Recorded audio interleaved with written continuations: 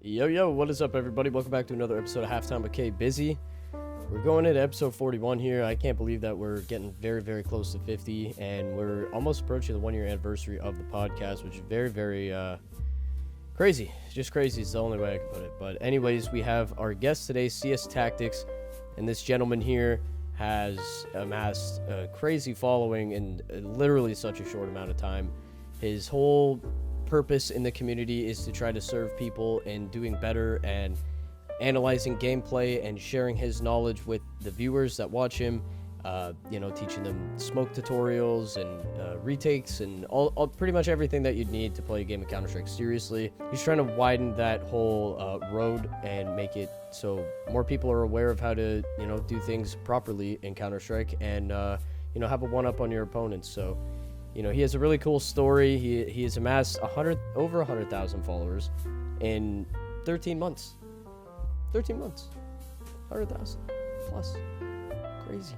So we have him sit down today and he talks with us about, kind of how he got started, who influenced him to start doing what he's doing, like the approach that he takes for his content and stuff like that. And, just a really cool story overall and like really enthusiastic guy. Like you could tell that he's really passionate about this. And you guys are going to enjoy today's episode. He's a very fun guy to talk to and very fun to listen to. So hope you guys enjoyed as much as I do. Thank you everybody who has supported the merch so far on the Etsy shop. Link will be below if you are missing out on that. And like always, you can find us on Spotify or Apple Podcasts at Halftime with Bizzy. And my links to my socials are down below as well. So feel free to follow us there, and maybe you'll see a little teaser here or there about who's going to be coming up in the future. So thank you guys for tapping into today's episode. We will catch you on the outro. Enjoy the episode.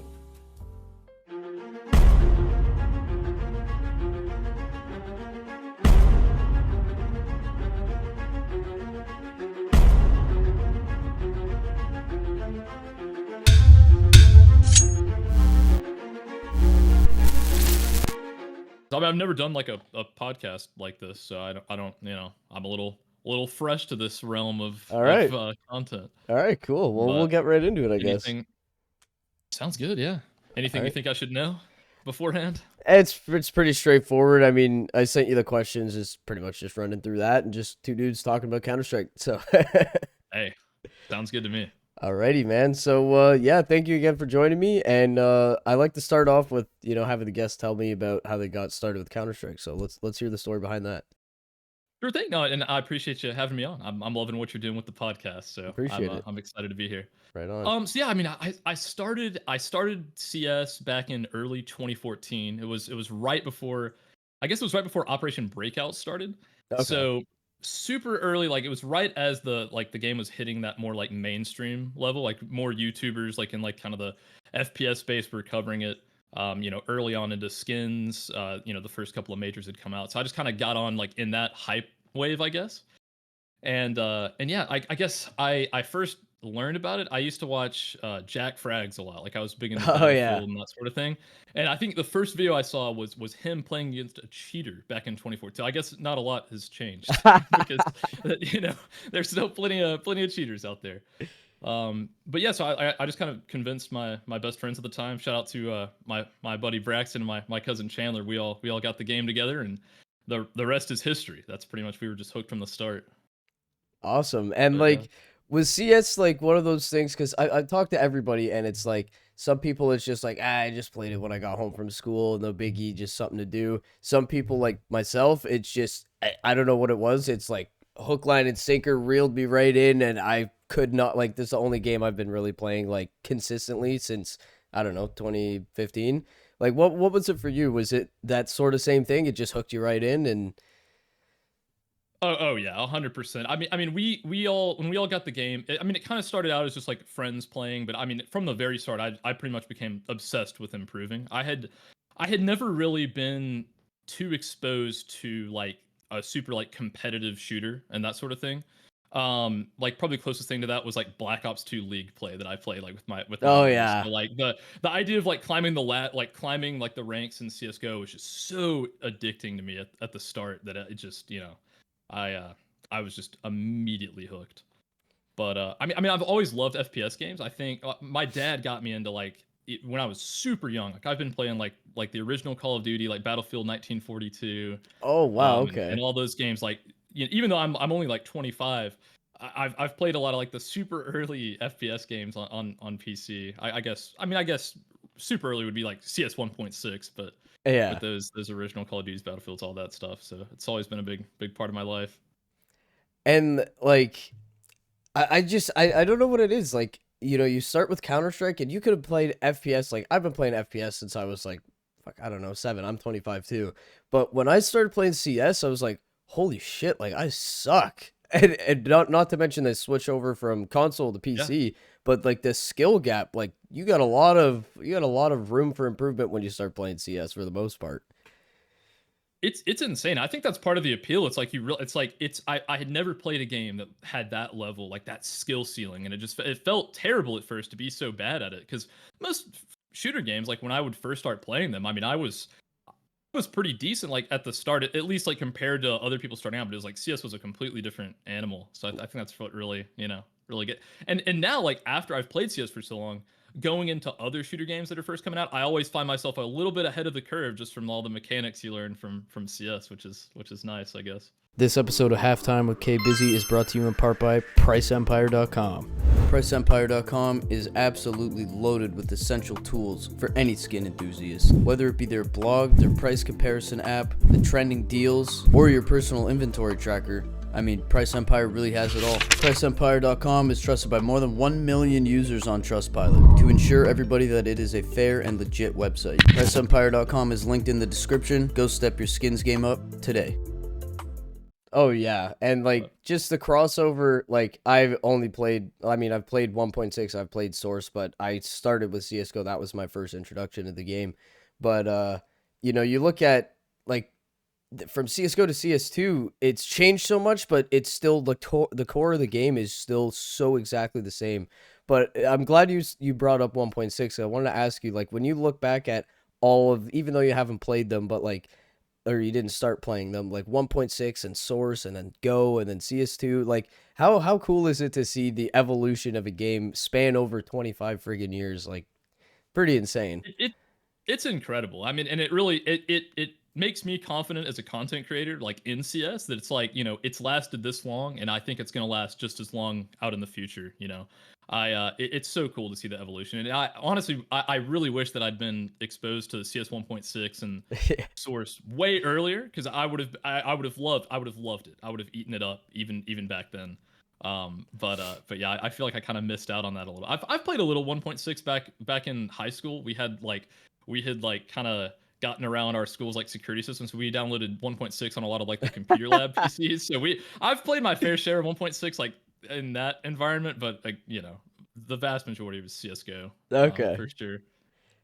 And Yeah. What about what your, about you actually? Sorry to no, did you're you good. did you start in CS:GO or in 1.6? Yeah, I was a CS:GO guy. Started in late 2015. I'm getting my 10-year vet coin in I think it'd be September this Gotcha. year, so I'm stoked on that. But like Cool. I dabble in Source from time to time, and I played 1.6 a little bit, but I'm just like, dude, that era of CS when you look back at it, the LAN events and the tournaments and just the gameplay period, it's just like, dude, what a classic piece of history, you know? It was so incredible, and I think that's another part of what got me so hooked in was the esports scene. It was just so incredible. I mean, oh man. Yeah, and I think CS really elevated the ceiling of esports and really brought like a new dimension to it, I guess you could say. 100%, 100%. Especially in the shooter realm, it's just yeah. I mean, it's unmatched. Even still, I mean, especially just like early CS:GO days, and even like up like the 2018 Boston Major. Like, I Mhm. mean, there's just so there's you can just go on and on and on about how much just incredible. I think we're really lucky in like CS as well with like how good the talent, like the like supporting talent, like casting and like Yeah. analysts. It's so good. Compared to even like traditional sports, we have some of the best like casters I have ever seen.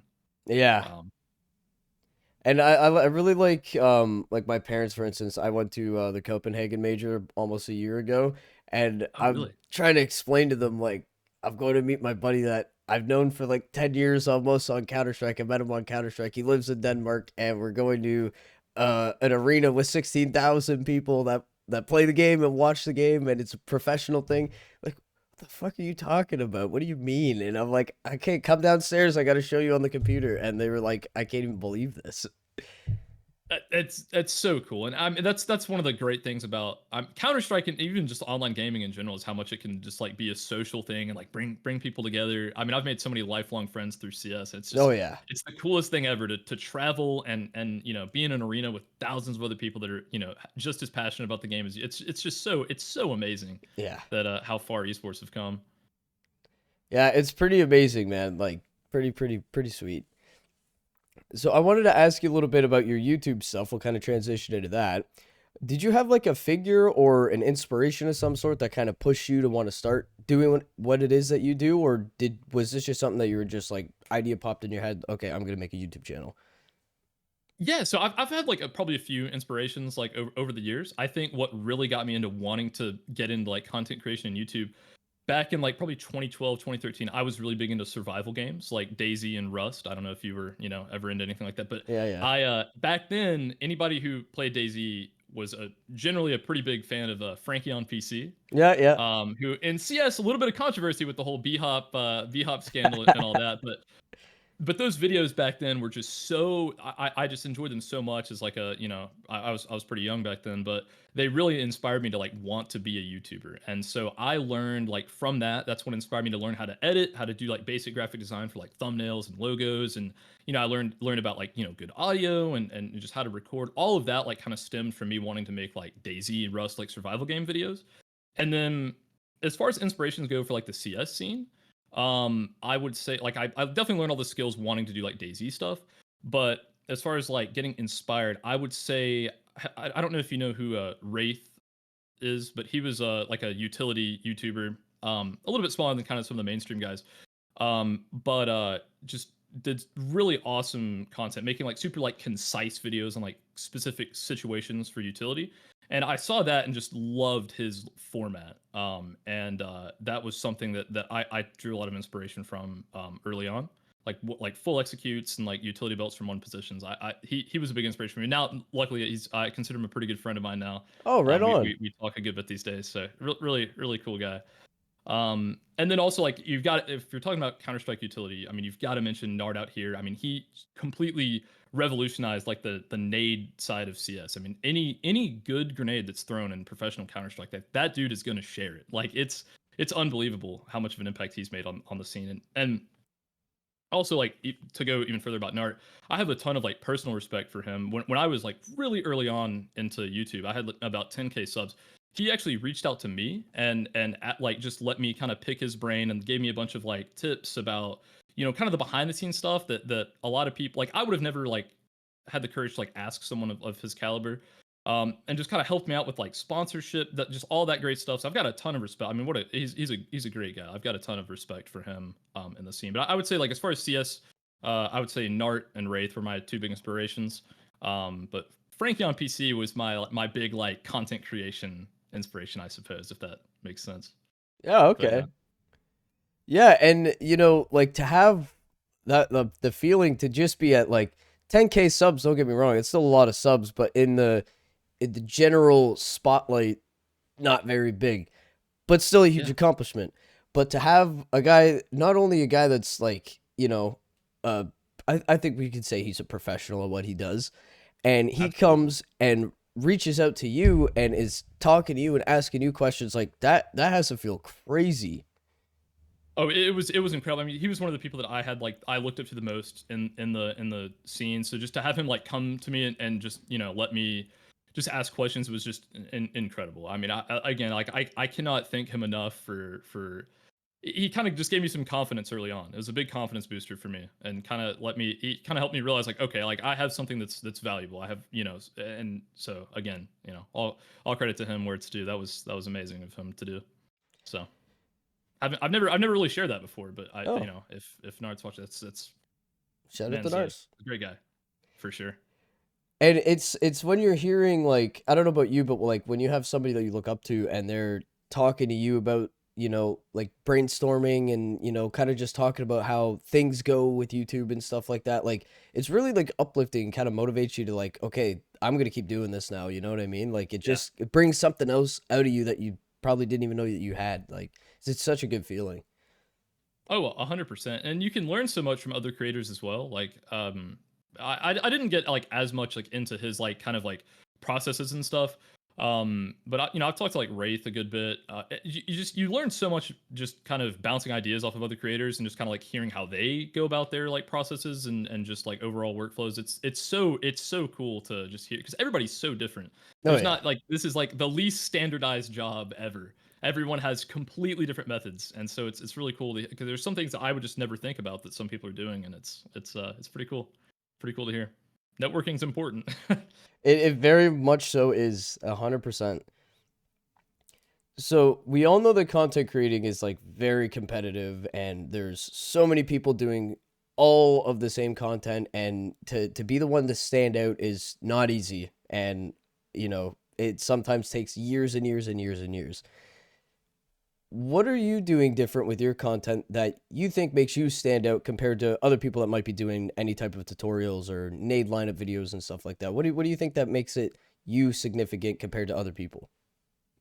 Sure, yeah. So like when I first started like thinking about starting the channel, that was something I put a lot of thought into because it's like if you're gonna, I when CS2 got announced, I decided like okay, I'm gonna actually take a serious shot at content creation with CS. So I was gonna time it up like with the release.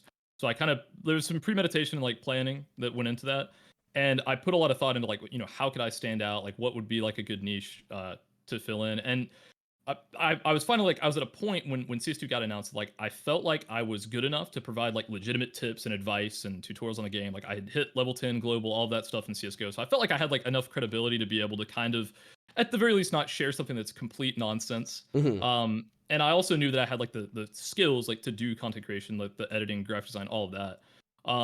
And so I kind of I just wanted to focus on like, and this kind of sounds cliche, but like I wanted to focus on like when I established an audience, being able to provide something that's like actually valuable to the viewer, to where they're gonna want to watch these videos. And so I would use myself as a player as a benchmark, and like when I would think of video ideas, I would think to myself like, would I find this useful? Like if I was not the person making this, like would this be genuinely useful? Like would this help me improve? And would I watch like this sort of content over what someone else is already putting out there? And so I think that's really important being able to like self-reflect and be like pretty critical of yourself in the sense of like just because you made it doesn't mean it's good. You have to be able to compare it to other people and see like why would someone watch your video over someone else's essentially. But so like what I think made me stand out is that like early on I wanted to settle on like providing like concise videos on like good professional level utility, but being able to like apply it across like all skill levels. And I think that's been like the major focus of my channel is and I'll talk about it a little bit more, but it's like at the professional level, at like the highest levels of organized Counter-Strike, utility, teams are so organized, you can have multiple people throwing different pieces of utility and like executes and all that. But for the vast majority of players, we're playing in pugs, we're playing matchmaking, we're and even at like low level like ESEA league, I mean, it's a mess down there. And so finding ways to like present utility and like executes and tactics that is like one person can throw like all of the smokes, all of the mollies, and all that stuff. That's something that I adopted really early, like when like being able to drop utility and all of that was introduced into the game. That's something I made a big focus of the channel. I think that's like one thing that really helped me stand out was that one person could watch the video and have a big impact in the team play side of the game. Yeah, yeah. That was at least my kind of overall goal there. And I think it was there's definitely an audience for it. So Hey, the numbers don't lie. yeah, yeah, But yeah, I really like the approach there because if let's say out of 5 people that watch your video that are maybe queuing up together, let's say one of them really grasps what you're saying and applies that to the team, like you just said, like you are making the impact of the team now, especially if you're like calling for okay, everybody drop like 3 smokes in this corner, and you're at one of those spots where you can sit there and you can look up at the corner of the building, the window of the building, the far corner of the building. You could throw 3 smokes right off the bat. Boom, there you go. You know what I mean? Like oh it's yeah. it's stuff like that. It's incredible, and it helps so much in like in pugs because it's like there's so many times where I know a lot of people really complain. It's like if you end up on a map like Anubis or Ancient, where like, a lot of people just don't know a lot of utility for those maps, unfortunately. And so if you just can just say like, hey, drop me smokes right here in this corner. So like a big thing is like I wanted to like consolidate the lineups where like everything's being thrown from like one spot. Like that was a big focus for like a lot of my early videos. It's like, being able to just throw a full A execute from one spot. So it's like you could just go into a corner and be like, hey guys, drop me everything you got and I'll throw it all and you guys just go out and shoot. Just fully get your crosshair and shoot. And it's really nice to be able to do that. It feels good as a teammate, especially if you're having like an off game. If you just have the knowledge to just Yeah. dump utility out like that, it's cool. It's good. You can find impact, but I enjoy playing that way. So it's just I don't know, interesting way. Yeah, right on, man. So your first video dates back to September of 2023, and at the time of recording this, it's February 2025. You would make CS2 videos on, tutorials for smoke lineups, essential nades, strategies on taking bomb sites, and so on. Pick'ems, predictions, analyzing pro plays. Like, you cover pretty much all of the bases as far as I'm concerned. When would you say that amidst all of these videos that you're editing and putting out, when did you start to see some incline in the viewership and kind of like, did you shake yourself and go, whoa, okay, what's happening here? Like, is this time to take it real serious? Like, when was that for you? Okay, yeah. So like I said, there's a good bit of like premeditation into like the launch of the channel. So like I already had like a lot of the branding worked out. So I was like really ready to go. And the first video I posted, I mean, it did well like overnight. And so I was immediately like, oh my, like there's an audience for this type of thing. And the first video I made was actually a jump throw bind tutorial, like how to set up a jump throw bind, which RIP, no more jump throw binds anymore. But that was the first video I made because I realized that like right at the release of CS2, like no one had made like a decent tutorial yet on how to do it. And I was learning through like a Reddit post. I mean, it's super simple, but for a lot of people, it's not that intuitive to go into the game files and all of that. So I just made a quick video and just immediately got a ton of views. So it definitely like reinforced my theory of like if I'm making content that like people can find valuable, like the views are gonna come. So that really like helped me kind of get inspired through that.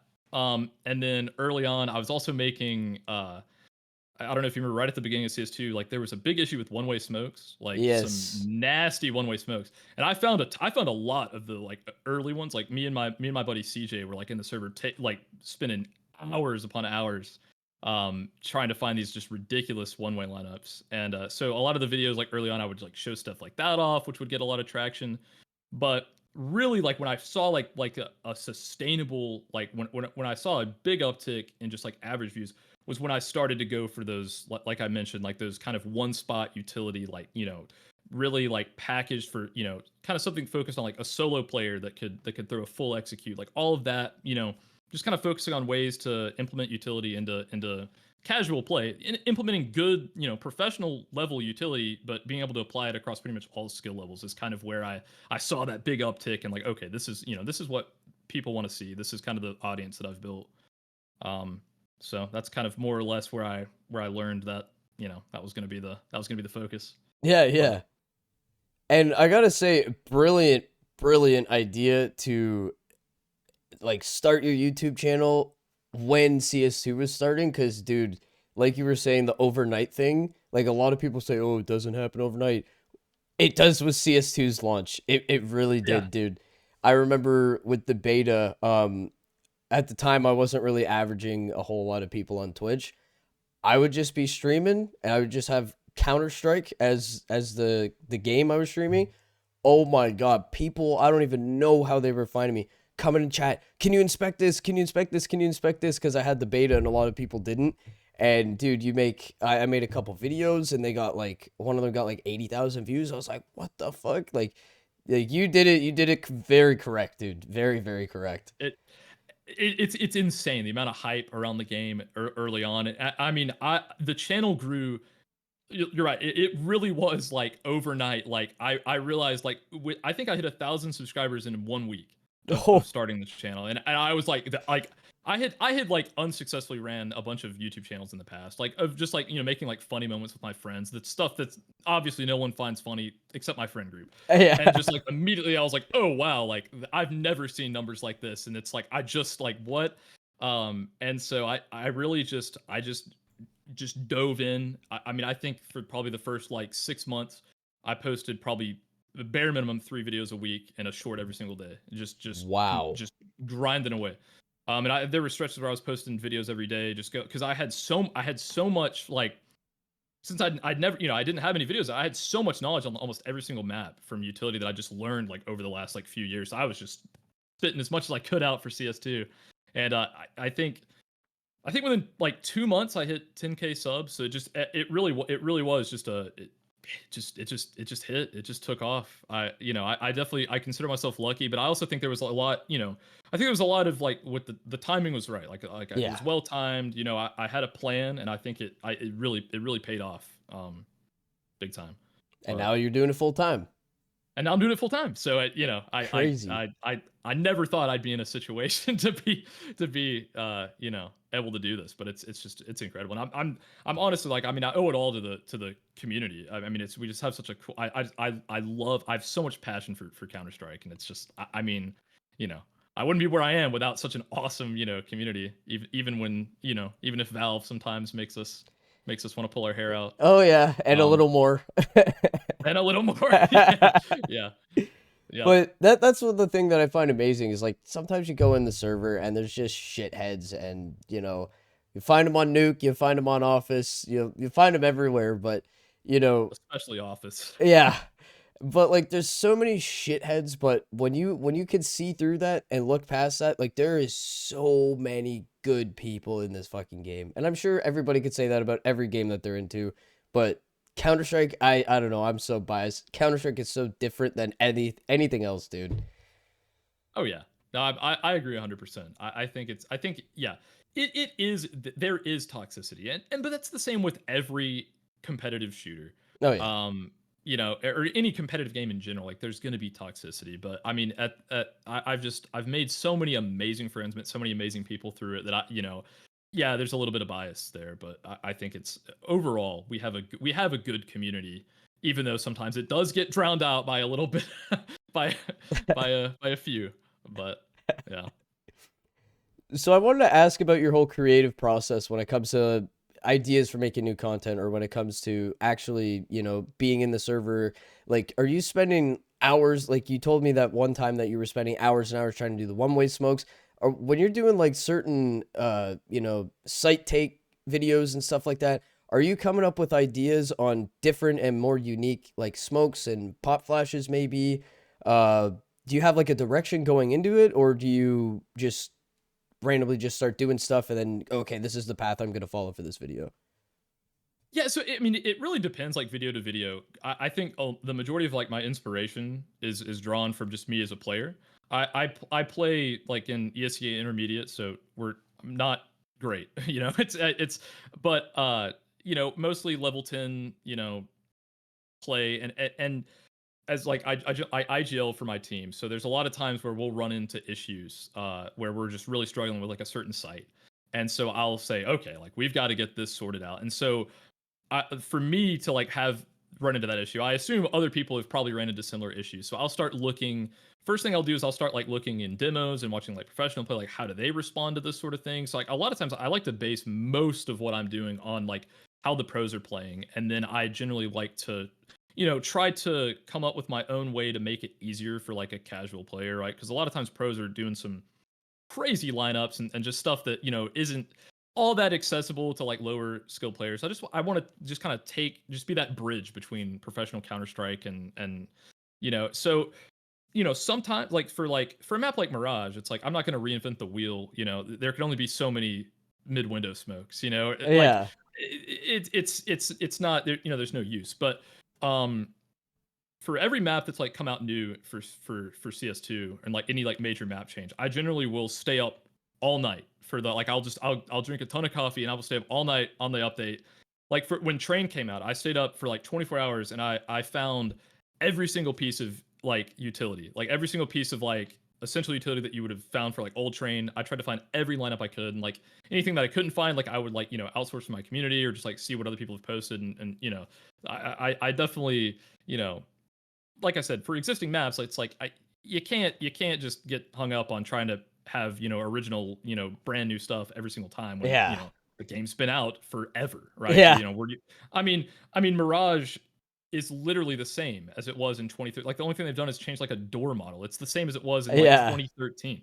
I mean, you can watch like I did a video talking about like fake smokes, and there was a clip from Kerrigan when he was playing on TSM in 2014, and he threw this crazy fake smoke all the way across the map, tried it out, same lineup, same everything from like a decade ago. So it's like, what can Jeez. what can you do? You can always find, the meta shifts for sure, but Yeah. when it comes to smoke lineups, some of the older maps, you're not going to be finding all that new stuff. And I'm glad you brought that up too, because I was gonna ask you, like, is there ever a point where you're like, shit, like I've kind of covered everything that I think I can? Like, do you ever hit a wall and kind of have to really think about a new creative approach for a new like a video idea or something? Oh yeah, for sure. I've definitely like there was definitely a time where I was like, oh man, like I've covered like all of my like kind of basics, right? Like I've covered like I've gone through every map and I've covered, this is like what I think is the best utility to learn for like A and B. And of course, like and then at that point you're at the mercy of Valve. It's like, is Valve gonna change the map pool and give me, a new map to cover? Are they gonna change the map and let me, there've definitely been points where it's like, oh man, like I don't have like just an obvious video to make. Luckily, well, unluckily for most people, but luckily for me, Valve changed the jump height by about like zero point 0.2 like centimeters or whatever, and it messed up jump throws like crazy. Like this was probably, I don't know, 4 months ago. I don't know if you ran into this, but I think a I lot remember of the that. jump throws, a lot of the jump throws still to this day that were working at the beginning of CS2 are not working now. So a lot of my older videos, like I pretty much have to remake because there's so many broken lineups from my old videos because Valve just like slightly adjusted the way jump throws are on the height. And so that's given me a lot of content to make, but that's not, I don't want to just reuse and recycle content. So I've gotten more creative with trying to do like breakdowns of professional matches and like rounds and like cover certain players and like how they're approaching the game because it's like, I mean, there's so many matches being played in the professional scene, especially this season. I mean, there's so many Yeah. tournaments, so there's almost endless content if you're going to break down what the pros are doing and all of that. So I think, yeah, you just gotta have to, if there's not new map changes and stuff like that and just like super obvious videos, you just have to, watch more esport, stuff in the esports scene and just kind of go from there. But I don't think I'm gonna run out of content anytime soon. But sometimes it is like, oh, like you got to really Stressful. rack your brain. Yeah, for sure. And the thing about your content, moving into the next question, is like you said earlier, when you started out, you were doing like 3 videos a week and a short, and like you're still pretty consistent in that regard. And you could be consistent and throw out a bunch of not so great content, but like your thumbnails are great, your content is great, like your enthusiasm in the video is great, like everything is like the formula for like a what you'd want in a YouTube video to okay, I'm gonna keep watching this. So, we could sit here for a while and discuss that, but like you understand where I'm coming from. You obviously put a lot of energy into your videos, and that's why you're in the spot that you're in now, doing it full time. Are you constantly just nonstop recording and editing like footage and trying to make videos? Do you ever have a break, or is this YouTube thing, is this something that just like presses right down on your shoulders 24/7? Sure. And first of all, thank you. That's a incredible compliment. I really appreciate that. It's true, man. Um, seriously, thank you. Yeah. So it's hard to say. So yeah, I mean, I am generally I am just always 100% do it. Like, believe it or not, like it's still pretty much a one man show. Like I am doing everything from writing, recording, editing, distribution, all the socials, everything like that. Like I'm doing every bit of it. The only thing that I'm not doing anymore, I have started outsourcing to a thumbnail designer, which has been a great decision. I think he's been doing a wonderful job. So shout out to Tamori. You rock. Thank you. He's been doing a really good job for me, and that's been nice to just kind of, I'm starting to get to the size now where like I am running into a little bit of burnout because it is. I mean, I'm just go go go go go for a year. There was a time where I was working a full time 9 to 5 with about a 45-minute commute, and so I was coming home and I was coming home from that and then working 7 hours on YouTube, and it's like, wow, like I have no free time, and so that was kind of what led to my decision to go ahead and go full time into YouTube. But I've definitely like dealt with burnout and that sort of thing. Um, but I mean, you just kind of work through it over time. As far as like as far like my process to kind of deal with that, I think one thing I have just like I have an incredible like support group around me. My family is just incredible with supporting me through this. Like my parents are so involved like with like my progress and everything. It's unreal. Like my dad's in his 60s and he watches every single video that I put out. Right on. And I mean, he hasn't played Counter Strike in decades, but I bet that guy'd be able to. He'd be able to throw a couple lineups if you got him in the server. He's watched so many. I can't believe he's watched so many of my videos. Hell yeah. Um, and so I think that's really a way that I have a lot of friends. I have a lot of friends around me. Like the guys that I play with in my ESEA league, they're all super close IRL friends.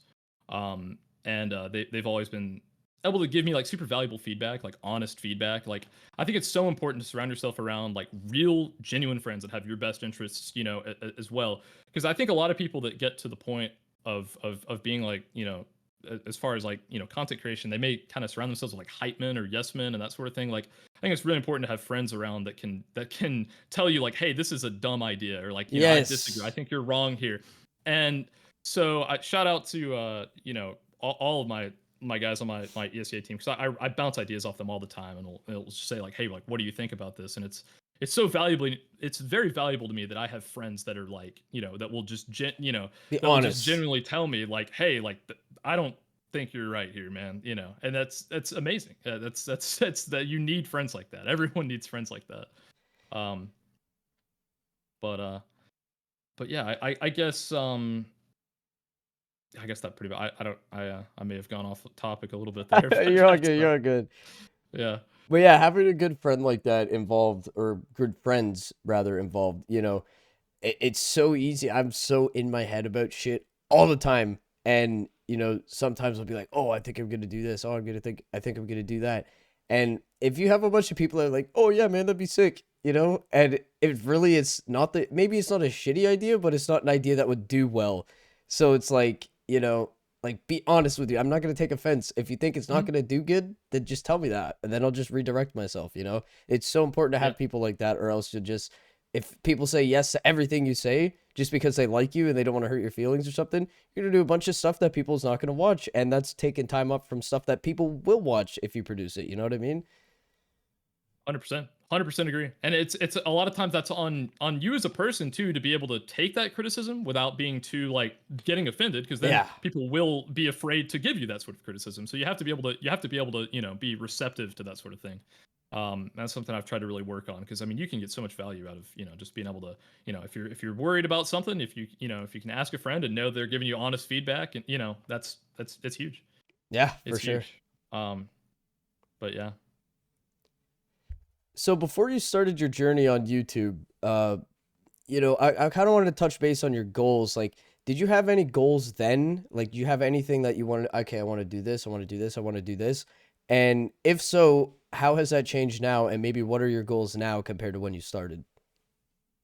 Sure, yeah. So my goals like before YouTube have always been like it's always been very focused on like education and career first. Like I was very like gaming was always a hobby, and it's the way that I wound down after school and work. Now it was probably a little more than a hobby. I played a lot of Counter Strike, Um, so but at the same time, I never really let it interfere with my education. And so like my number one goal was like I ended up getting a bachelor's degree in IT, so that was obviously like a huge goal of mine. That's how you're And getting getting like a around those real. security walls at school playing Counter Strike. That's right. Yeah. So yeah, I mean, there's sometimes you gotta mess around.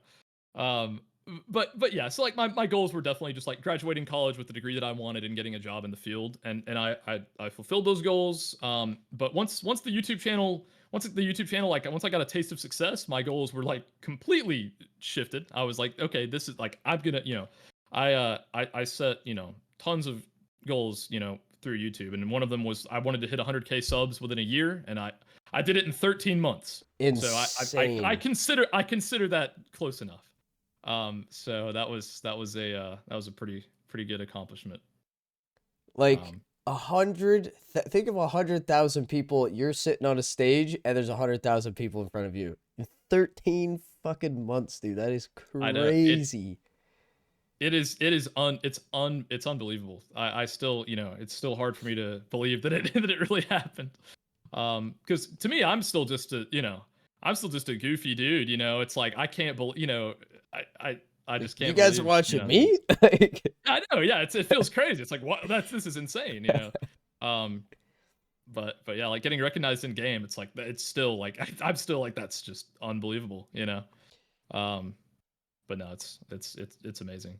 But yeah, I mean, I think for anyone like getting into content creation, and not to say this is the only path, but I definitely would recommend, focusing on trying to focus on school and things outside of content creation, so that you have a decent backup plan. And if that's not you, if you didn't do that, that's fine. But to me, I feel like having the security of not putting all your eggs in one basket, that sort of thing, is always a good way to go about it. Um, but hey, if you've got the passion, you've got the drive for it, you can do it no matter what your situation is. yep. It's all about the But mindset. that's right, that's right. And I But gotta ask, what we're sorry, I gotta go back to the subject. sure. Do they still ship out 100,000 plaques? You got They yourself? do. I've got it right here on the Yeah, wall. let's see. Yeah, I'll grab yeah. it. Yeah, right here. They're a little smaller than they used to be, but this is the one. Ah, they're trimming So material. yeah, that's right. It's a little That's smaller, but epic. no, I'm super proud of this. That's epic, Um, man. but yeah, no, it was definitely, that was probably my biggest goal that I set for myself with starting the channel. And it feels really good to accomplish it. And it feels good from YouTube that they'll give you an actual piece of hardware to be able Yeah. to kind of celebrate. But And they don't charge you like, okay, we're gonna give you this plaque, but you got to pay the shipping. They just send it to no, you. it's actually completely free. Yeah, and I got it Hell within like a yeah, week. It was like 6 days after I hit it. I was super shocked about that. that's awesome. You can order like more than one. Like if you have like a big team around you, you can, and then it'll cost money. Like if you Oh, want to give okay, it, if it's like multiple people. But yeah, no, it's just all it's all free as far as I know, solid, unless I have some charge somewhere. They I don't. But no, I'm not. It's all free. solid, man, solid. So, what are your plans for the future? Do you have any big things that you'd like to announce, or do you have some just normal CS tactics, like the same kind of videos you're making? Or are you kind of stepping outside of that and doing something else? Like, what comes in the future of 2025 for you? Yeah, so I definitely planning on keeping a pretty steady course with the type of videos that I'm going. Expanding out into a few more things. Maybe more like mechanic focused videos and all that, but nothing too crazy or out of character for what I'm doing now. I think the biggest thing is I'm planning on doing a lot more streaming in 2025. I did a bit of streaming last year, but just kind of there was a time. Believe it or not, I get a little bit nervous when I stream, because for a lot of people that start out streaming, this is a good problem to have. But when you start out streaming, you generally have no viewers, so you can kind of learn how to stream and engage live in front of no one. So when you're messing up, it's fine. But I had a lot of anxiety with starting streaming with like 50K subs. I was like, oh, like I immediately have like hundreds of viewers. It's like this is nerve wracking. Yeah, oh yeah, And so early again, great problem to have, but it's something that definitely added to a little bit of anxiety. So that's something that I kind of stopped streaming for a while, just because I wanted to focus more on like my actual content. I noticed I was like, if I streamed for like 5 hours in a day, I was so drained, creatively, to get done streaming and then start working on videos afterwards. yeah, It was yeah. just like, it's streaming is honestly, it's more like mentally draining than I think doing like long form YouTube content. Like when I'm done streaming after like 4 or 5 hours, I'm like, I want to sit in a dark room and not talk to anybody. Like, and I know that sounds like crazy, but it's hard to go from like streaming for that long to then just like immediately like, all right, time to like lock in, start Oh record. yeah, I just, so I scaled back on streaming a little bit because I found that I was like my long form videos were kind of taking a hit in quality and production. But I wanted to get that going again. I'm planning on doing some like I want to co-stream events like I am Kataviso that's going on right now. Like I'd love to just co-stream like as it's going on, like you see a lot of other creators yeah. do. I think that'd be a ton of fun. I think I could, bring a little more insight on like we could, as if people are watching me co-streaming it, like I would probably put a big focus on utility and that side of Oh yeah, that yeah, side of the yeah. game rather than just the fragging. So I think it'd be cool. I think that'd be fun. That's definitely where I'm going. Plans for the But yeah, Austin streaming. I major? think streaming's the.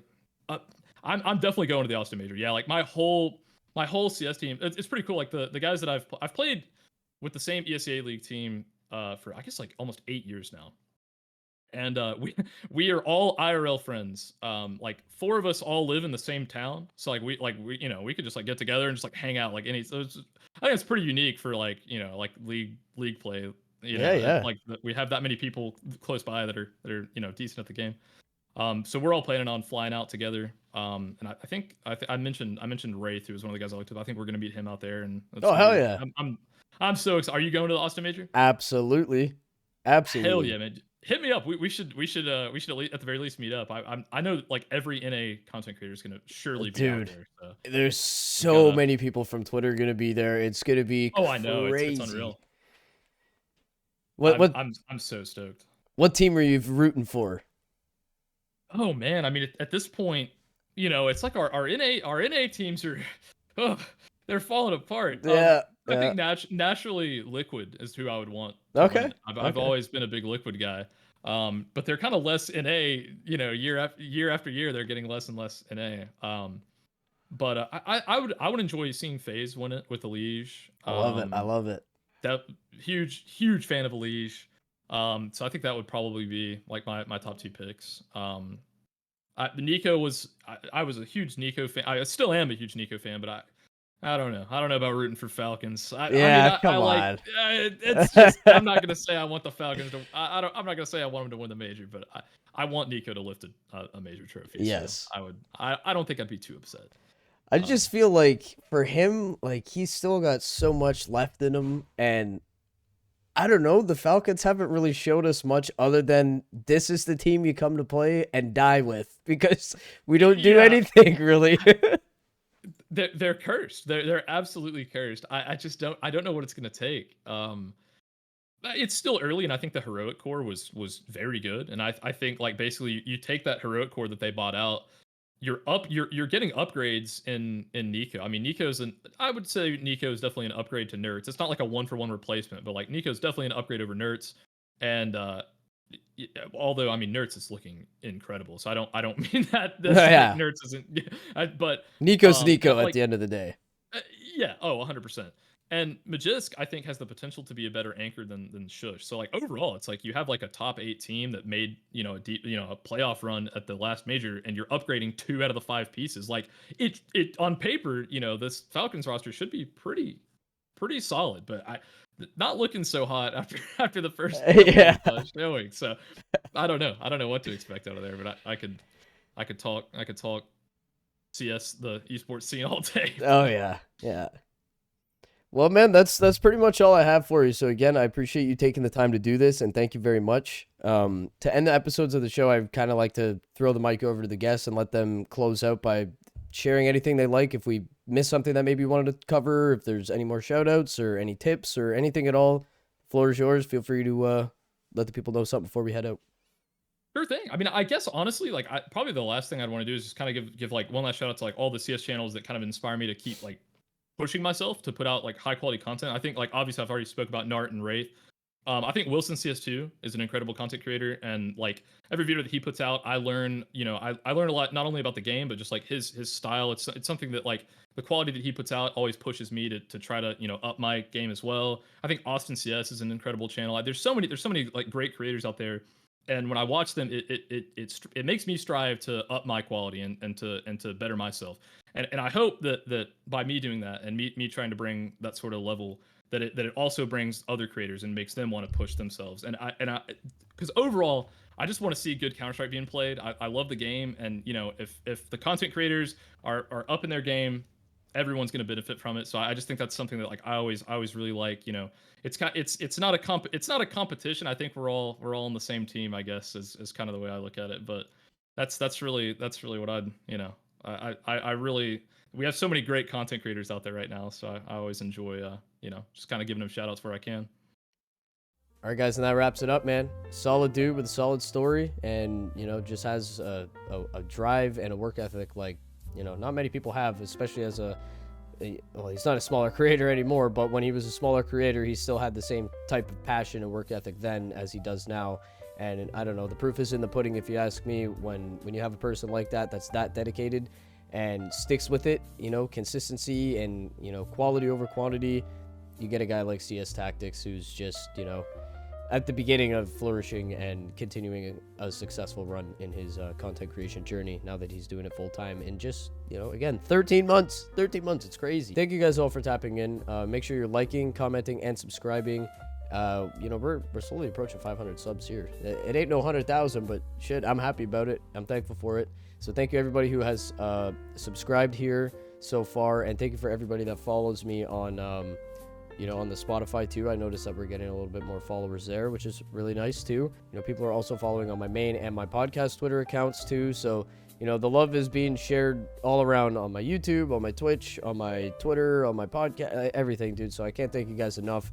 And we're working on some really cool stuff as we speak. I'm not going to tell you guys too much. If you want to know more, hit me up on Twitter at HalftimeCS or at KBizzyCS, and maybe you'll see a little bit of a teaser here and there, as I mentioned in the intro. And yeah, you guys have a good rest of your day, a good weekend coming up, and till next time, everybody, much love.